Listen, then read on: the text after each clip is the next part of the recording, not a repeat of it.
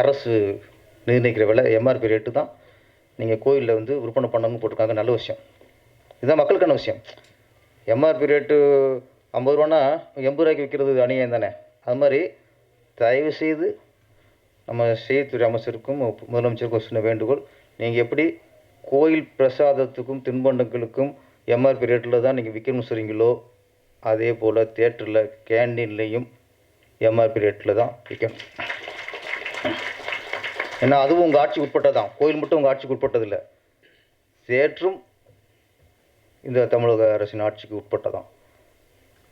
அதில் வெளியில் விற்கிற விலை அப்படியே விற்கணும்னு சொல்ல வேணாம். நியாயமாக அது கேண்டீனுங்கிறது அங்கே வாடகை கட்டணும். ஒரு 50 ரூபா பொருட்கள் வெளியே 60 ரூபாய்க்கு விற்றாங்கன்னா 80 ரூபாய்க்கு விற்கலாம். ஆனால் 50 ரூபா பொருளை 250 ரூபாய்க்கு விற்காதீங்க. அது கொள்ளை. அதனால் எப்படி நீங்கள் மற்றதுக்கெல்லாம் நீங்கள் ஒரு நெறிப்படுத்துகிறீங்களோ, உங்கள் சினிமா இதுதான் உங்கள் தாய் வீடு. முதலமைச்சருக்கு சொல்கிறேன், இதுதான் உங்கள் தாய் வீடு. இங்கேயும் கொஞ்சம் கவனம் செலுத்தி இந்த மாதிரி விஷயங்கள்லாம் தடுத்தீங்கனாலே தியேட்டருக்கு மக்கள் வர்றது எண்ணிக்கை கூடும். தமிழக முதல்வர் எங்கள் விஜய் உங்கள் விஜய் அவளுக்கு இன்று பிறந்த நாள். ஆக்சுவலி குழந்தைக்கெல்லாம் முதல் பிறந்த நாள்னு கொண்டாடுவாங்க. முதலமைச்சருக்கு இது முதல் பிறந்த நாள். நடிகராக நிறைய பிறந்தநாள் பார்த்துட்டாரு. முதலமைச்சராக முதல் பிறந்த நாள், அதுவும் நம்ம கலை உலகைச் சேர்ந்தவர், சினிமா துறையில் உச்சத்தில் இருந்தவர். அவருடைய பிறந்த நாளைக்கு கலை உலகமே, கலை சார்பாக, சினிமா துறை சார்பாக, உங்கள் அனைவரும் சார்பாக அவருக்கு பிறந்தநாள் வாழ்த்துக்களை தெரிவித்துக் கொள்கிறேன். அவரோட பிறந்தநாள்லேயே நம்ம சுஷாந்துக்கும் பிறந்தநாள். அதுவே ஒரு சிறப்பு. ஆமாம், ஒரு பெரிய ஆளோட பிறந்தநாள் நம்மளும் பிறந்திருக்கோம்ல, அதுவும் சிறப்பு. விஜய் சாரை பொறுத்த வரைக்கும் அவரோட கதை சொல்லி ஓகே ஆனதுக்கப்புறம் கால் ஷீட்டு கேட்கும்போது 3 கண்டிஷன் போடுவார். 1, சண்டே ஷூட்டிங் வைக்கக்கூடாது. 2, டேயில் 6 மணிக்கு மேலே ஷூட்டிங் வைக்கக்கூடாது. ஒரு நைட் ஷூட்டிங்காக இருந்தால் நீங்கள் மறுநாள் பகல் வைக்கக்கூடாது. ஒன்று பகல் இல்லை நைட், ஏதோ ஒன்று தான். 3வது கண்டிஷன் போடுவார். அதுதான் இன்றைக்கி அவர் சிஎம் உட்கார வச்சதுக்கான காரணம். என்னோட பிறந்தநாள் அன்னைக்கு ஷூட்டிங் வைக்காதீங்க. நம்ம அப்புறம் அப்போ நான் நினச்சேன், நம்மளாம் இங்கே ஞாயிறும் பார்க்குறதில்ல, திங்களும் பார்க்குறதில்ல, பிறந்தநாள் இதுவும் பார்க்குறதில்ல, பிறந்தநாள் அன்னைக்கு ஷூட்டிங் வேணாங்கிறாரு அப்படின்னா, அப்புறம் ரீசன் சொன்னார். ஒவ்வொரு பிறந்த நாளுக்கும் அவ்வளோ ரசிகரை சந்திப்பார். ஏன்னா அவரை பொறுத்த வரைக்கும் எனக்கு லைஃப் கொடுத்தவங்க, வாழ்க்கை கொடுத்தவங்க, என்னை இந்த அளவுக்கு உயர்ந்த உட்கார வச்சவங்க என் ரசிகர்கள். அப்போ என்னுடைய பிறந்தநாள் அன்னைக்கு அவங்க ரசிகர்கள் ஃபுல் டே பார்ப்பேன். அன்னைக்கு ஷூட்டிங் வைக்காதீங்க. அந்த நிகழ்வு தான் ஒரு தன் வருஷத்தில் ஒவ்வொரு பிறந்த நாளையும் ரசிகர்களை பார்த்து அந்த அன்பு தான் இன்றைக்கி அவரை சிம்மாசனத்தில் உட்கார வச்சுருக்கு. அப்புறம் உங்களுக்காக சொல்கிறது தான், அவர் பிறந்த ஹாஸ்பிட்டலுக்கு போவார் காலையில் ஃபஸ்ட்டு போயிட்டு, அவர் பிறந்த ஆஸ்பத்திரியில் அன்னைக்கு எந்தெந்த குழந்தை பிறந்திருக்கோ அத்தனை குழந்தைக்கும் மோதிரம் போடுவார். இன்றைக்கி அவரோட பிறந்த நாளில் இவர் பிறந்திருக்காரு. உங்களுக்கு இன்றைக்கி மோதிரம் கிடச்ச மாதிரி தான். என்ன கிடைச்ச மாதிரி நீங்கள் சந்தோஷப்பட்டுக்குங்க. இந்த நிகழ்வு அந்த மோதிரம் தான்.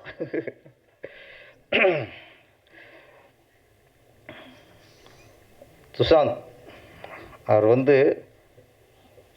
ஒரு தங்க முட்டையிற வாத்து, ஒரு பழமொழி சொல்லுவாங்க, தங்க முட்டையிற வாத்து வைத்து அறுத்து கதையும்பாங்க. அது இங்கே நடந்துடக்கூடாது. ஆனால் அவர் உஷாராக தான் இருக்கார். நடக்காது, வேறு விஷயம். கிட்ட கத்தி நெருக்கிட முடியாது. ஒரு இயக்குனராக நமக்கு என்ன சந்தோஷம்னா, இப்போ சார்லாம் பேசும்போது என்ன அசிஸ்டண்டாக இருக்கும்போது பட்ட கஷ்டம் சொன்னீங்க. ஆமாம். நான் கஷ்டத்தை சொன்னேன், அது ஒரு 10 நாள் ஓடும். சொன்ன பட்ட கஷ்டம் சொன்னோம்னா. ஆமாம். கஷ்டங்கிறது என்ன? கஷ்டத்தை விட அவமானங்கள் அதிகம். கஷ்டங்கிறது சாப்பாடு கஷ்டப்படலாம், இடம் இல்லாமல் கஷ்டப்படலாம், சரியான துணி போட ட்ரெஸ் இல்லாமல் கஷ்டப்படலாம், இதெல்லாம். ஆனால் அவமானங்கள் இருக்குல்ல, அது நிறைய பிடிச்சிற கதை சொல்லும்போது அதை நம்ம பட்டிருக்கோம். சரிட்ட கதை சொல்லியிருக்கேண்ணா, அவங்க பெரிய பிடிச்சிட உட்காந்துக்குவாங்க சார், நம்ம அசிஸ்டன்ட் ரேட்டு தானே, நான் கதை போயிருப்போம். அப்போ என்னென்னா என்ன சொல்லுவான், வாங்க உட்காருன்னு சொல்லுவாங்க, சரி கதை சொல்லுங்க என்பாங்களே, உட்கார சொல்ல மாட்டாங்க சார். ஆனால் அசிஸ்டன்ட் ரேட்டு தானே, வாய்ப்பு கட்டு போயிருக்கோம். நான் நின்றுட்டேலாம் கதை சொல்லியிருக்கேன் பிடிச்சிட்ட. அப்போ நமக்குள்ள ஒரு தாழ்வு மனப்பான்மை வரும். அது ஒரு அவமானம் தானே, ஒரு டைரக்டராக ஆகணும்னு கதை சொல்கிறோம். அப்போ நிற்க வச்சுட்டு ஃபஸ்ட்டு டேக்கப்பாக இருக்கும், லேட் ஆகுது. 2 நிமிஷம் போகும்போது அவமானம் மாறி இருக்குது. அப்புறம் ஓகே நம்ம ஜெயிக்குங்கிற வெறி, அந்த வெறியில் அந்த அவமானம்லாம் பொசுங்கி போகும்.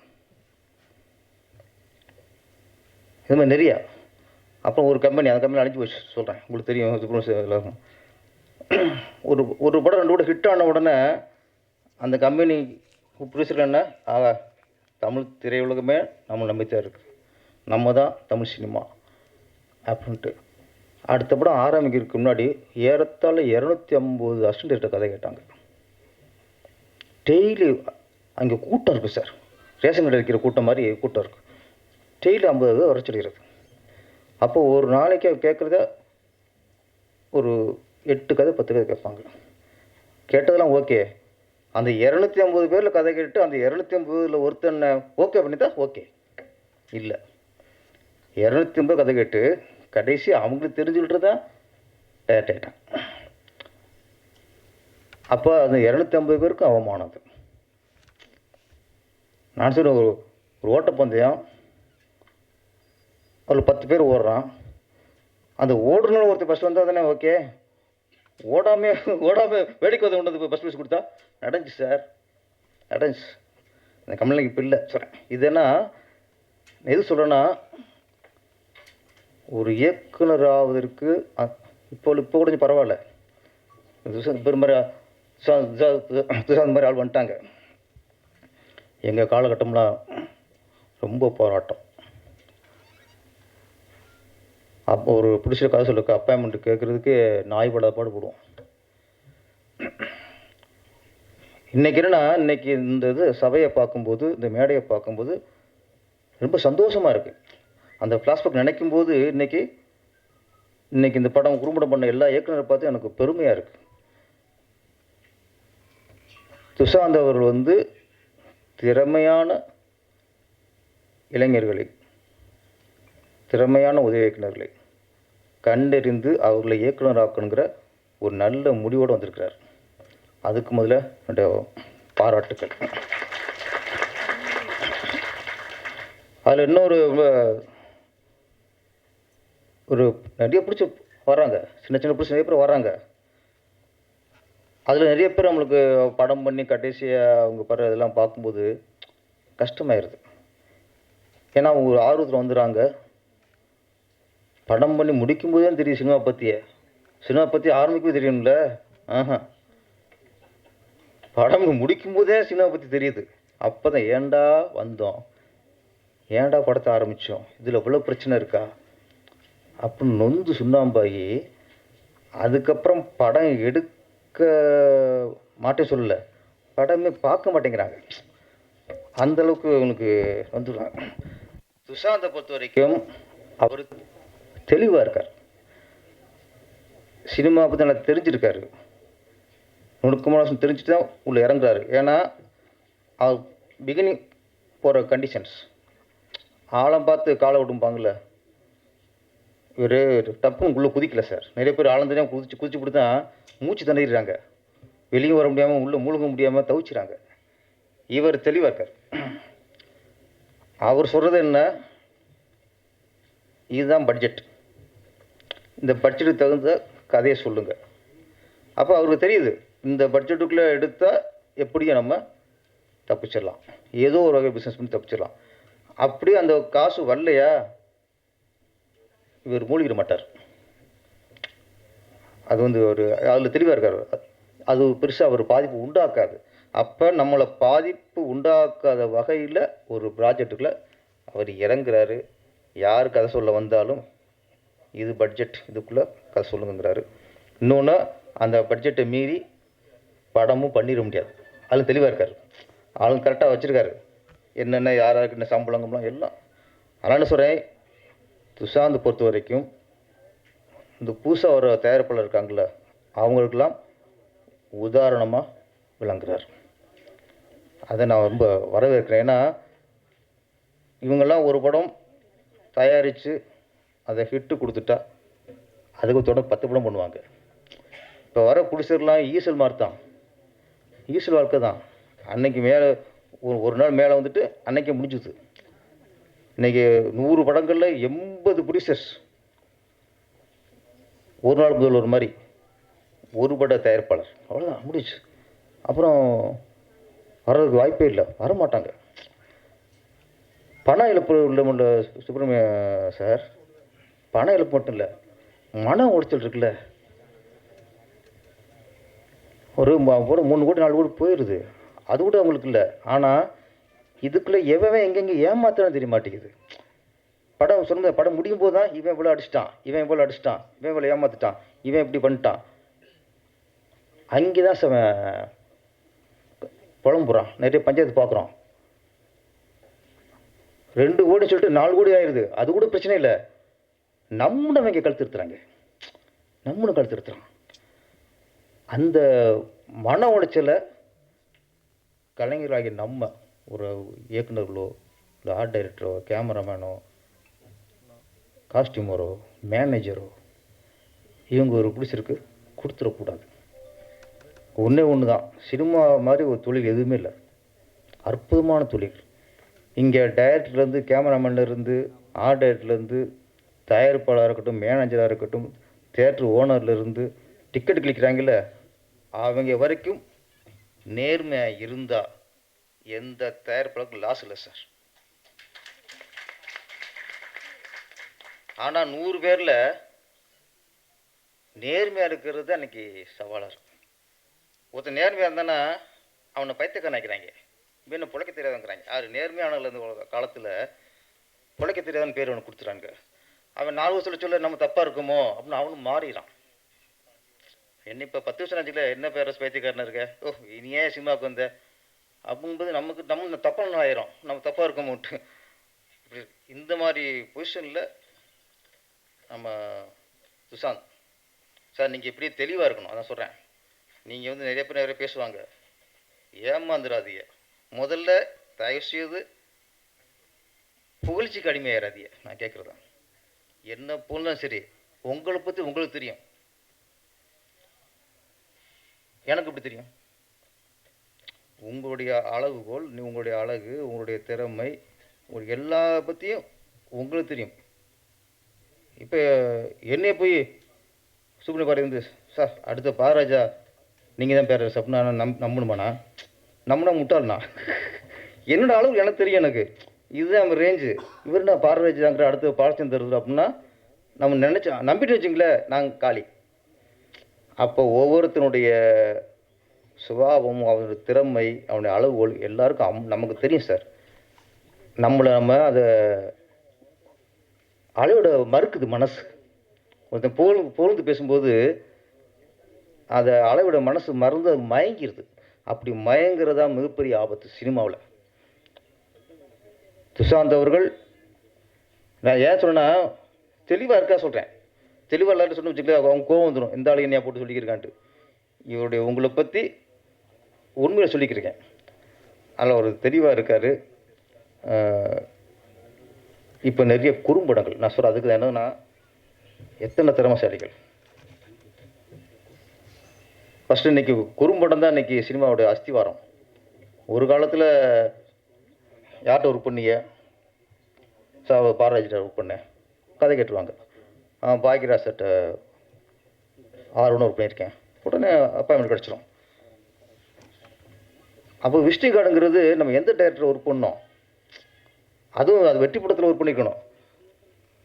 நம்ம வந்து பெரிய டைரக்டரே பெரிய ஃப்ளாப்பாக இருக்கும், அது சொன்னு வச்சுங்களேன், இவன் போய் தான் கெடுத்துட்டான் போல இருக்குமாங்க. ஆனால் இன்றைக்கி விசிட்டிங் கார்டுங்கிறது எந்த டைரக்டர் ஒர்க் பண்ணோம், எத்தனை வருஷம் ஒர்க் பண்ணோம், இன்னார் டேரக்டர் பையனா, இன்னார் ஹீரோட பையன்லாம் எதுவுமே இல்லை. இன்றைக்கி சினிமாவோட மூலதனம் விசிட்டிங் கார்டு, அஸ்திவாரம், குறும்படம். நீங்கள் ஒரு நல்ல குறும்படத்தை எடுத்து ஒரு 20 நிமிஷமோ 1/2 மணி நேரமோ இது ஒரு நல்ல குறும்படத்தை எடுத்துகிட்டு ஒரு தயாரிப்பாளர்கிட்ட போயிட்டு, சார் நான் எடுத்த குறும்படம் இதை பாருங்கள் சார் அப்படின்னு கொடுத்தீங்கன்னா அதை பார்த்துட்டு ஜட்ஜ் பண்ணிடுவாங்க. ஓகே, இவனுக்கு திறமை இருக்குது, நல்லா விஷுவல் பண்ணியிருக்காப்புல, நல்ல ஷார்ட்ஸ் வச்சுருக்காப்புல, நல்ல மேக்கிங் இருக்குது, திறமைசாலி, டைலாக் கரெக்டாக எழுதியிருக்காப்புல, ஆர்டிஸ்ட் நல்ல வேலை வாங்கியிருக்காப்புலங்கிறது என்ன ஒரு 20 நிமிஷம் குறும்படத்தில் இன்றைக்கி கண்டுபிடிச்சிட்டான் இன்றைக்கி. அப்போ இன்றைக்கி வந்து நீங்கள் வந்து இத்தனை வருஷம் சர்வீஸ், நாங்கள் 8 வருஷம் சினிமாவில் இருந்திருக்கேன், 10 வருஷம் இருந்திருக்கேன், இந்த டேரக்டர் இருந்திருக்கேன், அது எதுவுமே தேவையில்லை. உங்களுக்கு கிடைச்ச மிகப்பெரிய வாய்ப்பு குறும்படம் இயக்குறதுக்கு. அதுக்கு போட்டி வச்சு அதுக்கு பரிசீலித்து அங்கீகாரம் கொடுக்குறாருல சுஷாந்த், நீங்கள் 100 பிடிச்சிருக்கு சமம் சார்.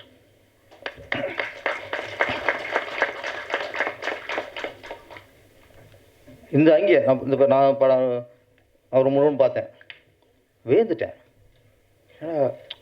ஒரு குறும்படத்தில் அதுக்கு ஒரு சென்டிமெண்ட் இருக்குது, அதுக்கு ஒரு ஃபீல் இருக்குது. முக்கியமாக கண்டென்ட், இந்த சமூகத்துக்கு என்ன சொல்லணும்.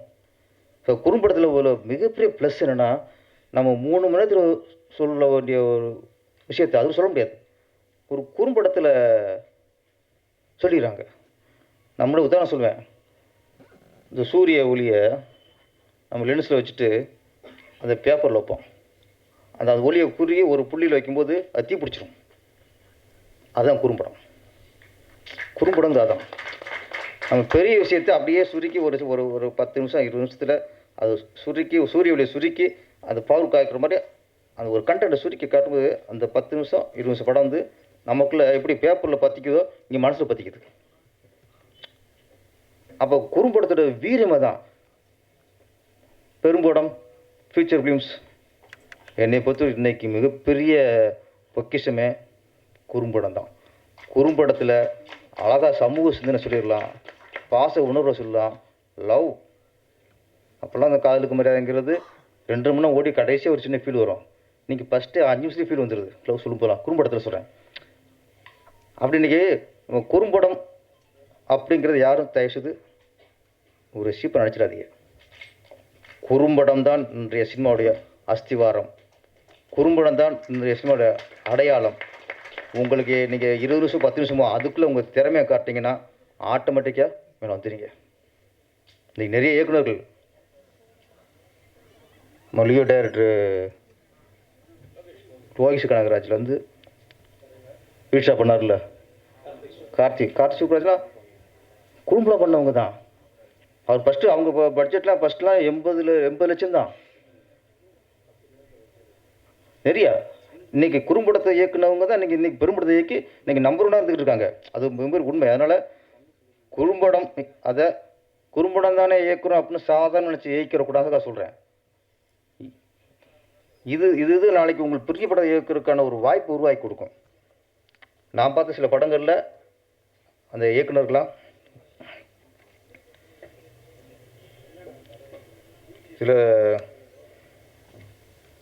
தந்தை தன் மகனுக்கு அப்படின்னு கமலக்கண்ணன் இயக்குனர் ஒரு நல்ல ஒரு கண்டக்ட் சார். ஒரு அப்பா, எல்லா அப்பா என்ன பண்ணுவாங்க, தான் பையன் நல்லவனை வளரணும், சமூகத்துக்கு நல்ல ஒரு பையனாக இருக்கணும், பேர் எடுக்கணும் அப்படின்னு நினைப்பாங்க. அப்போ எந்த பொண்ணு தன் பையன் கெட்டு பொண்ணு அடித்து வளர்க்கவே மாட்டான். அப்போது ஒரு அப்பா ஒன்று எப்படி இருக்கணும்னா, அந்த பையனுக்கு உதாரணமாக இருக்கணும். அந்த பையனுக்கு முன்னாடி நீங்கள் தண்ணி அடிக்கக்கூடாது, அந்த பையனுக்கு முன்னாடி நீங்கள் தம் அடிக்கக்கூடாது. தான் பையனுக்கு முன்னாடி ஒய்ஃப்கிட்ட சண்டை போட்டு சீப்பாக வரக்கூடாது. அப்போது உன் பையன் நல்லா இருக்கணும்னா நீ அவனுக்கு முன்னாடி நல்லா இருக்கணும். தான் சார் எப்படி கண்டென்ட்டு. ஒரு area Srinath Kannan making super. ஒரு டேரக்டருக்கு வாழ்த்துக்கள். எனக்கு அந்த இதை வந்திருக்காருல ஸ்ரீநாத் கண்ணன் சூப்பர் சார். சின்ன கண்ணடு தான். அந்த இளமையில் வாலிப வயத்தில் ஒரு சின்ன கோவம் வரும். ஒரு கோவம் எந்த அளவுக்கு ஒரு மனுஷன் அடிச்சிருது. நம்ம டிராஃபிக்கில் சும்மா பைக்கில் இடிச்சிருவான், அவ்வளோதான். இறங்கி அவனை கட்டவை திட்டி அவன் கட்டவை திட்டி அவ்வளோ சண்டை, கொலை பண்ணுறதுக்கும் சண்டை வரும். அதுக்கப்புறம் அந்த நபர் எவன் சண்டை ஓட்டமோ உயிரோடு சண்டை ஓட்டமோ அதுக்கப்புறம் இந்த ஜென்மத்தில் அவனை சந்திப்போமான்னு தெரியாது சார். அவன்கிட்ட சண்டை கொடுக்குறேங்க சார். சொத்தை குறிச்சிருப்பான் சார், பங்காளி சண்டை விட மாட்டோம். வீட்டை குடியை கெடுத்துருப்பான், அவன்கிட்ட சண்டை விட மாட்டோம். இடிச்சிட்டான ஒருத்தன் பைக்கில், அவன்கிட்ட இறங்கி ஐயோ நாக்கை துருத்திட்டு அது போனாலும் அதுக்கு சந்திக்க மாட்டாங்க. இந்த பிறவியில் அடுத்து சந்திப்போமானே தெரில, அவன்கிட்டயே உயிரோடு சண்டை போகிறோம். இந்த கோபம் நம்மளே அழிச்சிடும். ஸ்ரீநாத் கண்ணன் நல்ல ஒரு கண்ணு சொல்லிடுங்க, தேங்க்யூ. அப்புறம் ஊனப்பிச்சை ராஜசேகர் பாஸ்கரன் சூப்பர் சார். நல்ல ஃபீல். 2 விஷயம் சார். ஒரு அவன் தான் ஹீரோ, அவருக்கும் கால் ஊனமாக இருக்குது. நம்ம ஊனமாக இருந்தாலும் உழைச்சி தான் சம்பாதிக்கணும். ஒருத்தன் தான் ஊனத்தை பிச்சை எடுக்கிற பயன்படுத்துகிற ஒருத்தன். அப்போ ஊனமாக பிறந்தது தப்பு இல்லை, அந்த ஊனத்தை வச்சுட்டு நான் என்ன முடிவு எடுக்கிறோம், எப்படி வாழ்கிறோங்கிறது தான் முக்கியம். அப்போ ஊனங்கிறதே குறையே இல்லை சார். ஆனால் நம்ம குறைய நினச்சா பிச்சை எடுத்துருவோம். அதை குறைய நினைக்கலன்னா தன்மானத்தோடு வாழ்வோம் தானே சார். கரெக்டாக சொல்லிட்டேண்ணா. நீங்கள் ஒன்று நான் ஒன்று நினச்சி அதான் ஊனப்பிச்சைன்னு டைட்டில். அவர் நிறைய குரூப், ஏன்னா இந்த இதுவே ஒரு பெரிய படம் போட்டதுக்கான ஒரு அஸ்திவாரம் சொல்கிறேன். நான் உங்களும் சீக்கிரம் நல்லா டேரக்டர் ஆயிடுவீங்க. என்ன சீக்கிரம் டேரக்டர் ஆகணும், அது வாழ்த்துக்கள். ஆமாம், உங்களை அங்கீகாரம் கொடுத்து உங்களுக்கு பரிசீலிக்க காத்திருக்கிற சுஷாந்த் சாருக்கும் என்னுடைய வாழ்த்துக்கள். இந்த நேரத்தில் சினிமா கொஞ்சம் ஆரோக்கியமாக வந்துக்கிட்டு இருக்கு. முதல்வருக்கு இன்றைக்கி பிறந்த நாள். அன்னைக்கு ஒரு சின்ன ஒரு வேண்டுகோள் தான். நிறைய விஷயங்கள் நல்ல விஷயம் நடந்துக்கிட்டு இருக்கு. லஞ்சம் இல்லாத ஊழல் இல்லாத ஒரு ஆட்சியை கொண்டு வரணும் முயற்சி பண்ணிகிட்டு இருக்காரு. டாஸ்மாக் சில வருமானங்கள் இடைத்தரகர்களுக்கு போயிருந்த பூரா ஸ்ட்ரெயிட்டாக அரசு கஜானாவுக்கு வரப்போகுது. அதே மாதிரி சில பள்ளிகளில்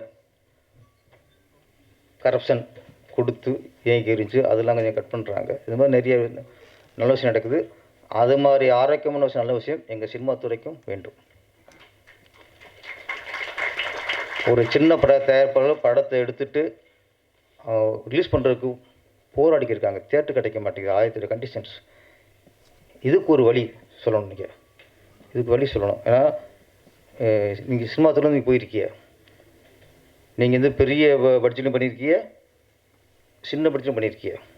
ஆரம்ப இடத்துல இந்த மாதிரி சின்ன சின்ன படங்களை பண்ணி தான் இன்றைக்கி நீங்கள் அப்புறம் 500 கோடி 600 கோடி பட்ஜெட்லாம் நீங்கள் நடிச்சிருக்கீங்க. அப்போ உங்களுக்கு எல்லாமே தெரியுங்கிறதுக்காக சொல்கிறேன். சினிமா பற்றி தெரியாத ஆள்கிட்ட சொன்னால் தான் விலைக்கு சொல்லியிருக்கணும். உங்களுக்கு சின்ன பட்ஜெட்டு சிறிய தயாரிப்புடைய நிலைமையும் பெரிய தயாரிப்பு நிலைமையும் நல்லா அறிவிங்க. அதனால் இந்த சிறிய தயாரிப்பாளர்கள் ஒரு 2 கோடி 3 கோடி 4 கோடி படம் பண்ணுறவங்களுக்கு படம் ரிலீஸ்க்கு கொஞ்சம் ஏதுவாக அவங்களை ஈஸி பண்ணி விடுங்க. அதுக்கான டிக்கெட்டுகள் இது நம்ம கேட்குறது கேண்டீன் தான். இப்போ கோயிலில் திருமண்டம் அதுக்கு ஒரு இது போட்டிருக்காங்க சார். அரசு நிர்ணயிக்கிற விலை எம்ஆர்பி ரேட்டு தான் நீங்கள் கோயிலில் விற்பனை பண்ணணும்னு போட்டிருக்காங்க. நல்ல விஷயம். இதுதான் மக்களுக்கான விஷயம். எம்ஆர்பி ரேட்டு 50 ரூபானா 80 ரூபாய்க்கு விற்கிறது அநியாயம் தானே.